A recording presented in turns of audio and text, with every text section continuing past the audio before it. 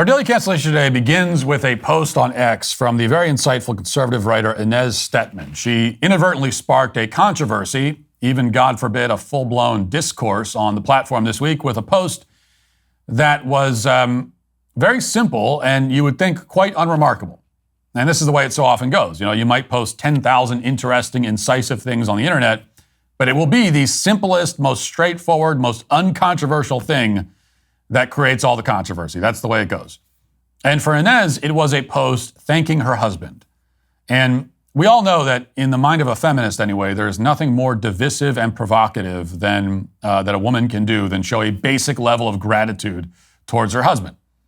So here's what Inez posted a couple of days ago, quote, "This is by no means universal, so don't yell at me, but I'm starting to suspect that behind many of the complaints that dad doesn't help enough with the baby are women who are extremely finicky and inflexible about what caring for the baby looks like." Now, she's right about that, but it was the follow-up post that really attracted the ire of the feminist hordes, because here's what she said next. Get ready for this. Brace yourself. Quote, "Anyway, shout out to my husband for taking care of the baby at 7 a.m. because I had a headache." That's it. Oh no, a woman just thanked her husband for helping with the baby. The feminists will not stand for that. There won't be any thanking of men allowed on this platform or anywhere else.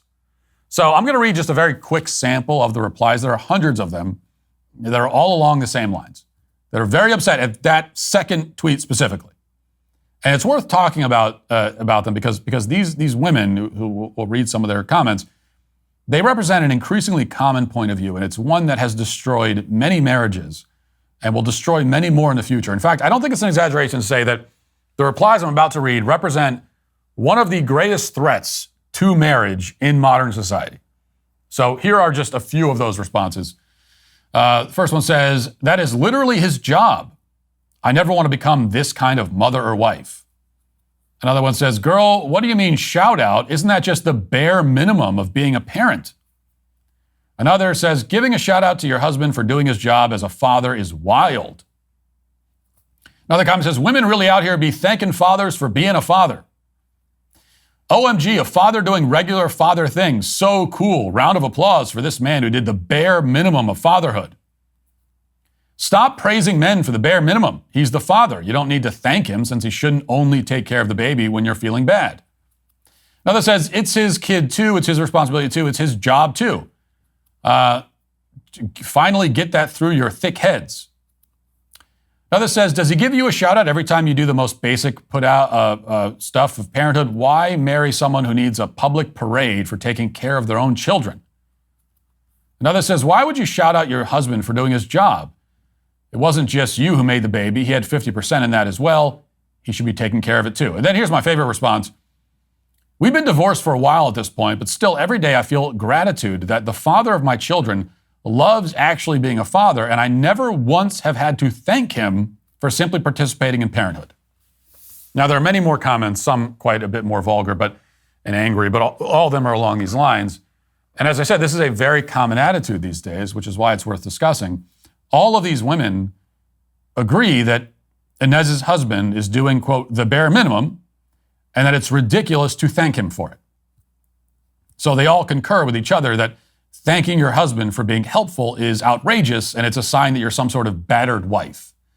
And then there's that last comment from a woman named Charlotte who recommends not thanking your husband for things, and you should take her advice on how to have a healthy marriage. After all, she's been divorced for quite some time. And it has not occurred to Charlotte, apparently, that perhaps the reason why she's divorced is that she never once felt the need to express any kind of gratitude to her husband at all, by her own testimony. So let me offer a few thoughts, a few things that these feminists might want to consider. First of all, a father who helps with the baby at night or early in the morning is, in very many cases, doing a lot more than the, quote, bare minimum. Often the father has to get up and go to work in the morning, and that means that helping with the baby at night or in the morning represents a very real sacrifice on his part.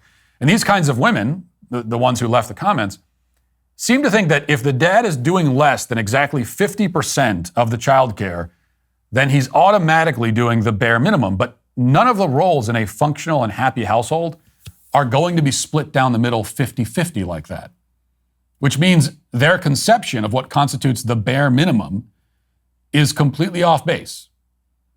If the man is earning 100% of the income that keeps a roof over everyone's head and food on the table, or even 80% or 70%, but then he's also doing, say, 20 to 25% of the childcare duties, is that still the bare minimum?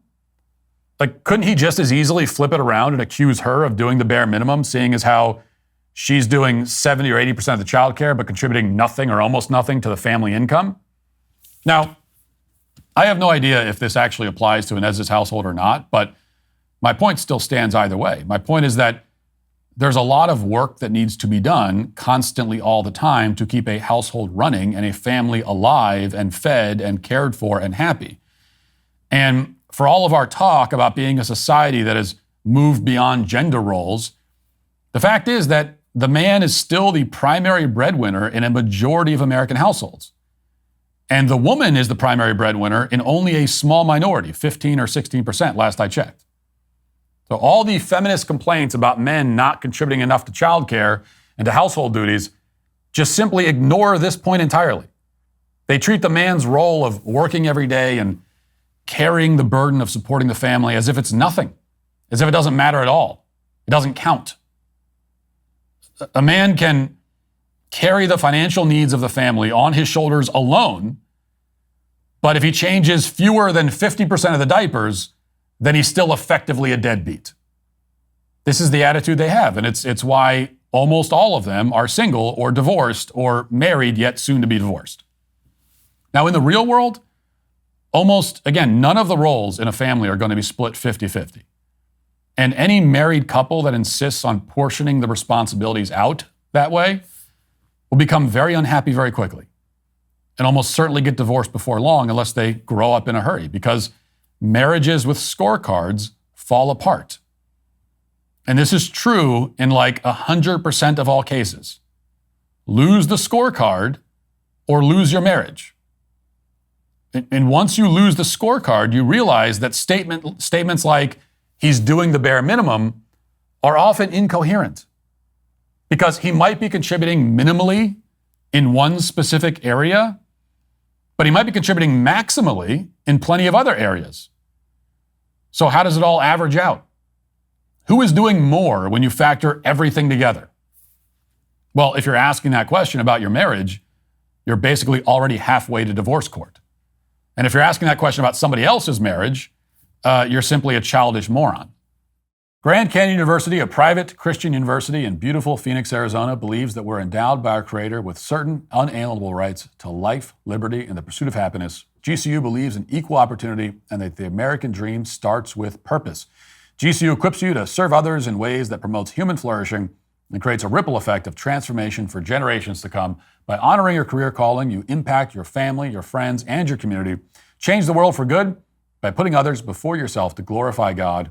Whether your pursuit involves a bachelor's, master's, or doctoral degree, GCU's online, on-campus, and hybrid learning environments are designed to help you achieve your unique academic, personal, and professional goals. With over 340 academic programs as of September 2024, GCU meets you where you are and provides a path to help you fulfill your dreams. The pursuit to serve others is yours. Let it flourish. Find your purpose at Grand Canyon University, private, Christian, affordable. Visit gcu.edu. And second point, putting all that aside, no matter who is doing what, no matter who's earning the money, no matter who's feeding the baby at 7 a.m., no matter who's changing the diapers, no matter what, one thing will always be true. It is good to show gratitude to your spouse. It is, in fact, necessary to show gratitude to your spouse. Whether this was the first time Inez's husband ever got up with the baby in the morning, or whether he gets up with the baby every morning, we don't know. But in either case, it is good that she said thank you. Wives should show gratitude to their husbands. They should show gratitude every day. Husbands should show gratitude to their wives. They should show gratitude every day. A marriage without gratitude will die. It can only die. Now, let's go back to our friend Charlotte's comment again, because I think it's instructive. She said, "We've been divorced for a while at this point, but still every day I feel gratitude that the father of my children loves being a father, and I never once had to thank him for simply participating in parenthood." I never once had to thank him. She feels gratitude, she claims, but she never once thanked him. Never once. And now she's divorced, and her children are the victims of a broken home, and she still hasn't put the pieces of this puzzle together. A lack of gratitude lies at the heart of almost every failed marriage. I mean, you talk to any divorced person, talk to any unhappily married person, and they will almost always say some version of this. I was never appreciated. She didn't appreciate me. He didn't appreciate me. And in most cases, while they were busy feeling unappreciated, the other person in the marriage also felt exactly the same way. And keep something else in mind too. You know, if you're trying to judge how much work your spouse does and therefore how much gratitude you should have for them, which is entirely the wrong attitude. But if you are, remember that you don't see all of it or even most of it. You don't see all or even most of what your spouse is actually doing. You know, we hear a lot about the so-called emotional labor done by women. We hear this term emotional labor.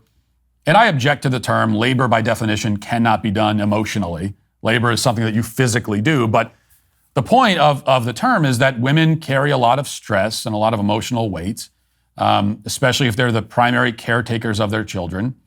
And that's the emotional labor, so-called. And I don't doubt that's the case. And it's yet another reason why men should be very grateful for their wives. But you notice something? We never, ever hear anyone talk about the emotional labor done by men. This subject is never raised, ever. When's the last time you heard the term emotional labor relating to men? I've never heard it. I've seriously never heard anyone even raise the point. And that's because the people predisposed to use the term emotional labor, that being women of a feminist persuasion, they just assume that men have no emotional or mental burdens at all. That's really what they think. They think men are walking around like blank slates in their heads. Just blissfully, on cloud nine all the time. Now, the fact that men are the majority of suicides should probably tell you otherwise, but they ignore that point because they refuse to acknowledge that men have unseen emotional depths just as women do.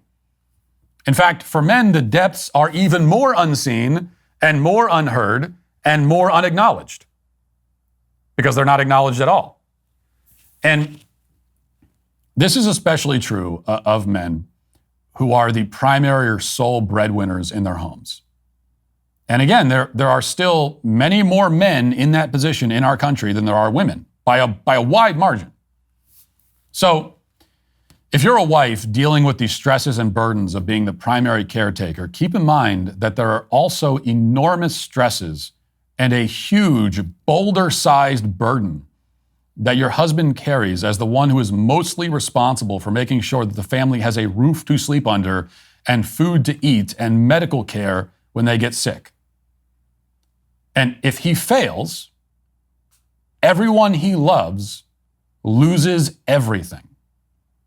And this weighs on him every day, every single day, all the time. So if you're looking at your husband and thinking, oh, he's not worried about anything, I have all the emotional labor. What's happening in his head is he's thinking to himself that if he fails, if he loses his job, if things don't work out for him, everyone he loves loses everything they have. That's actually what's in his head. And he never forgets it. In fact, your husband might be dealing with an impending catastrophe right now. He might be working hard to avert disaster at this very moment. There might be a disaster coming that he sees and he's trying to avoid, and you don't even know it. And he might successfully avoid the disaster and never tell you what almost happened. He might be a step away from losing his job, and he's fighting like hell to keep it. And again, that might be happening and you don't even know it. He might be walking in that door at night carrying a stress that is shaving years off of his life. There's a reason why men die younger than women. Okay, he might have a stress on his mind right now that is killing him. And yet, if you're one of these women in the comments, you look at him and think, He's doing the bare minimum. He's giving everything to his family, and yet you are convinced that he hasn't even done enough to warrant a thank you. I mean, that is what kills a marriage, in both directions. So yes, this may be scandalous for these feminists to hear, but yes, you should thank your husband. It costs you nothing to show him gratitude. It takes no effort. Like if you go up to him and give him a kiss and say thank you, just thank you. Thank you for everything he does. Thank you for supporting the family. Thank you for... Takes 10 seconds of your time. And what you get in exchange for that bare minimum on your part is a husband who feels appreciated and loved and respected, and a marriage that is immeasurably strengthened. And as a bonus, he'll be even more inspired to do even more and help even more in the future. And the same goes for husbands in the other direction. Like there's no downside here. No marriage has ever suffered because of excess gratitude. No husband ever regretted being too appreciative of his wife, and no wife ever regretted being too appreciative of her husband. No divorced person ever said, yeah, it just didn't work out. There was just too much gratitude. We were constantly saying thank you to each other. It destroyed the marriage. That has never happened. But people who follow the advice of the bitter, angry feminist screaming at Inez for thanking her husband, those people, on the other hand, will end up lonely and miserable. All of them. Without exception. Gratitude will definitely not hurt your marriage. A lack of gratitude will definitely kill it. 100% guaranteed. And that is why those bitter, angry feminists in Inez's replies are, just like their hopes of ever being happily married, canceled. Hey, YouTube, thanks for listening to the show. If you'd like access to my full show with no ads, you should go to dailywire.com and use promo code Walsh to get 2 months free on all annual plans. See you there.